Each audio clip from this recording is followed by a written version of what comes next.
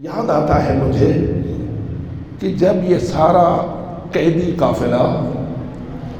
پہنچایا گیا ابن زیاد کے دربار، روایت کے جملے بڑے عجیب ہیں۔ دخلت زینب وکانت فی ارذل ثیابہا، بی بی جب داخل کی گئی اس ظالم کے دربار میں تو کانت فی ارذل ثیابہا، اپنے سب سے گھٹیا لباس، جس سے میں کبھی استفادہ کرتا ہوں کہ اگر امام مظلوم نے اپنے آپ کو شہادت کے لیے ایک خاص لباس میں ملبوس کیا تھا اور دروازے پہ آ کے کہا تھا اختی زینب ایتینی بثوب عتیق، اے میری خواہر زینب مجھے کوئی ایسا پرانا لباس دے دو لا یرغب فیہا احد، جس میں کوئی لالچ نہ رکھے، جس میں کوئی رغبت نہ کرے، جس سے معلوم ہو رہا ہے امام جانتے تھے کہ میرے جنازے کو لوٹ، میری لاش کو لوٹا جائے گا، کچھ تو میرے بدن پہ ایسا رہ جائے جس کو لوٹنے والا بھی پسند نہ کرے۔ اور جب میں اس کو دیکھتا ہوں تو پھر ساتھ دل کہتا ہے یقیناً جب بھائی نے ایسا لباس پہنا ہوگا تو بہن نے بھی ایسا لباس پہنا ہوگا جو قید کے لیے، وہ شہادت کے لیے مناسب لباس تھا، یہ اسارت کے لیے مناسب لباس تھا، یعنی بی بی کسی فاخرہ لباس میں نہ تھی، اس لیے کہ اگر فاخرہ میں ہوتی تو جلدی پہچانی جاتی، یہ علی امیر المومنین، اس لیے کانت فی ارذل ثیابہا، انتہائی گھٹیا سا لباس تھا جو بی بی کے بدن اطہر پر تھا، اور لے آیا گیا قیدی قافلے کے اندر ڈال کر اور بٹھا دیا گیا دار الامارہ کے اندر ابن زیاد کے سامنے۔ اور پھر منظر کیا بنا؟ ابن زیاد کا جملہ یہ ہے کہ جب وہ مولا کے سر مقدس کی ہتک سے فارغ ہو،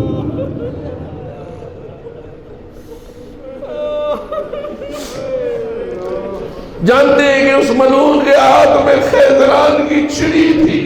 اور وہ اوپر بیٹھا تھا، نیچے تخت کی نچلی سیڑھی پر مظلوم کا کٹا ہوا سر رکھا ہوا تھا، اور وہ چھڑی کے ساتھ مظلوم کے لبوں کو کھول کر آپ کے دانتوں پہ ٹھوکر مار کے کہتا تھا آپ کے دانت کتنے خوبصورت ہیں۔ یہی وہ منظر تھا کہ جسے زید ابن ارقم برداشت نہ کر سکا تھا اور کہنے لگا تھا یمن مرجانا، او بدکار ماں کے بیٹے، ہٹا لے یہ چھڑی ان لبوں سے کہ میں نے اپنے پاک رسول کو ان آنکھوں سے دیکھا ہے کہ وہ ان لبوں کی کو بوسہ دیا کرتے تھے اور احترام کیا کرتے تھے۔ اگر میں کہہ دوں تو غلط تو نہ ہوگا، اے ابن ارقم تو برداشت نہ کر سکا، ذرا مجھے بتا بہنوں نے کیسے برداشت، بیٹیوں نے کیسے برداشت کیا، بیویوں نے یہ منظر کیسے دیکھا۔ بے شک تیرے دل میں بھی بڑا احترام ہے، لیکن تو نے تو شاید ایک دو مرتبہ دیکھا ہوگا کہ رسول نے ان لبوں کو بوسے دیے تھے، ذرا پوچھنا گھر کے بندوں سے، ذرا پوچھنا بہنوں سے،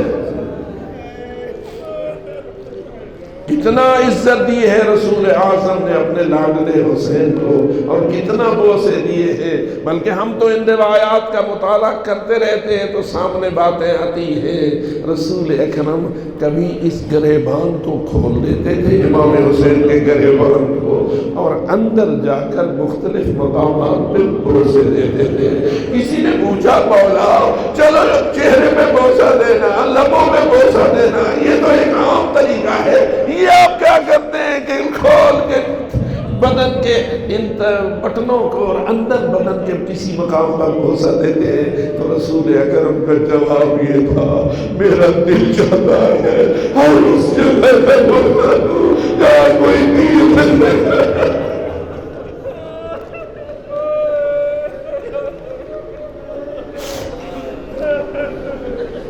پھر روایت یہ کہتی ہے کہ جب وہ خبیث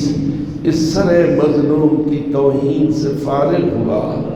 اس نے نگاہ اٹھائی تو دیکھا کہ بیویاں قیدی سامنے ہیں۔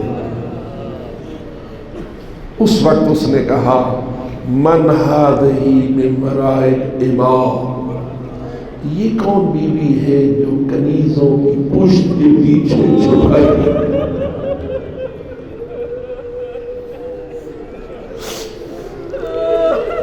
اب آپ خود اندازہ کریں، یہ لفظ امام عموماً کنیزوں کے لیے استعمال ہوتا ہے۔ اب وہ کنیزیں دو قسم کی ہو سکتی ہیں، ایک وہ جو تھیں تو آزاد عورتیں لیکن مولا کی کنیز شمار ہوتی تھی، اور ایک وہ جو اس زمانے میں کنیزیں ہوا کرتی تھی، وہ خاندان رسول کی بھی تھی، قیدی تو وہ بھی ہو گئی تھی، لیکن اب بیٹھی ہے کنیزوں کے پیچھے، یعنی ان کنیزوں نے اپنے آپ کو آگے بٹھا کر تیری آقا زادی کو کچھ چھپانے کی کوشش کی تھی، کچھ پیچھے چھپانے کی کوشش کی تھی، لیکن بی بی کی عظمت اور بی بی کی شان اتنی بلند تھی کہ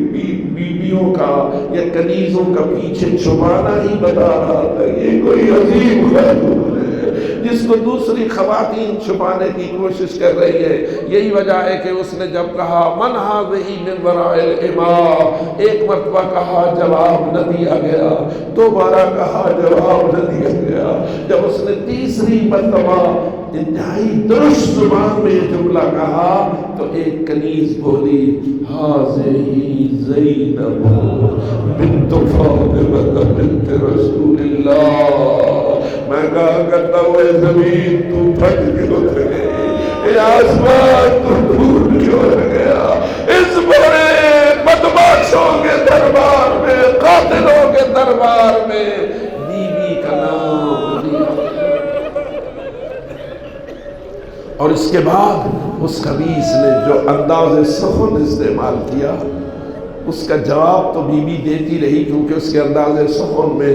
دین کی مخالفت تھی، اسلام کی مخالفت تھی۔ کہنے لگا شکر ہے اس اللہ کا جس نے تمہیں قتل کیا،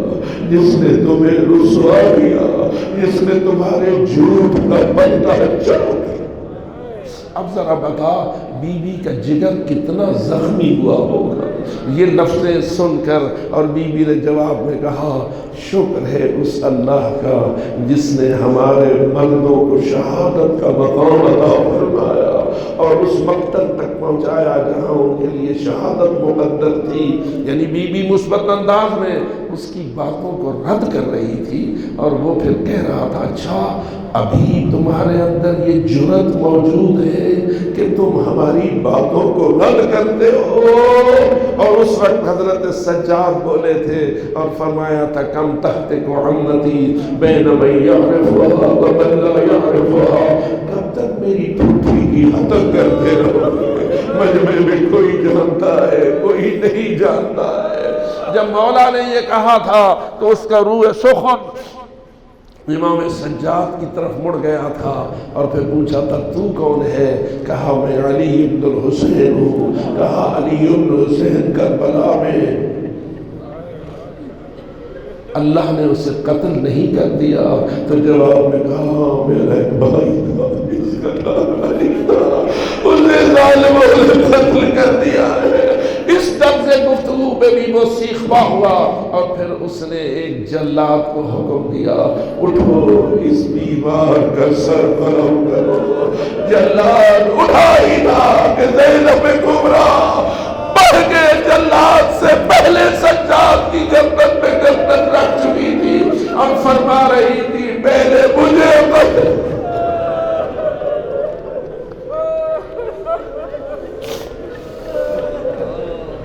لوگ چیخ پڑے، کہنے لگے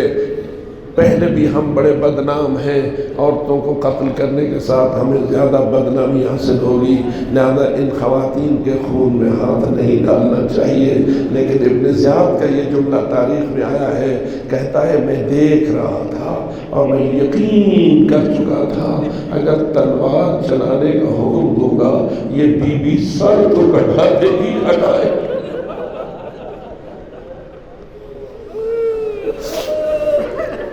بس میرا آ کے گفتگو کا یہ انداز ختم ہوا اور اتنا پیغام ملا، آیا زینب کبریٰ صاحب کرامت نہ تھی؟ آیا زینب عالیہ مستجاب الدعوات بی بی نہ تھی؟ ہم تو آج بھی ایمان رکھتے ہیں، جاتے ہیں ان کی مزارات مقدسہ پر، ان کے تبسم سے دعائیں مانگتے ہیں اور ہماری دعائیں قبول ہو جاتی ہیں 1400 سال بعد۔ جس کا تبسم آج بھی دعاؤں کی قبولیت کا وسیلہ بنتا ہے، بتا وہ بی بی خود مستجاب الدعوات نہ تھی، صاحب کرامت نہ تھی؟ یقیناً تھی، لیکن پھر ان چیزوں سے استفادہ کیے بغیر ان تمام قربانیوں سے کیوں فائدہ اٹھایا؟ اس صبر کا مظاہرہ کیوں فرمایا؟ تو واضح جواب یہی ملتا ہے کہ اعجاز اتنا مؤثر نہ تھا جتنا قربانی مؤثر تھی، اعجاز ظاہری اتنا مؤثر نہ تھا جتنا صبر مؤثر تھا۔ آج اگر ہم لوگ وابستہ ہیں اس خاندان کے ساتھ تو ان کے ان کمالات کی وجہ سے وابستہ ہے، اور ان کی ان بلند کرداریوں کی وجہ سے مؤثر ہے، کہ وہ وابستہ ہے کہ جو کسی اور میں ہمیں نہ دکھائی دی ہیں نہ دکھائی دی سکتی ہیں۔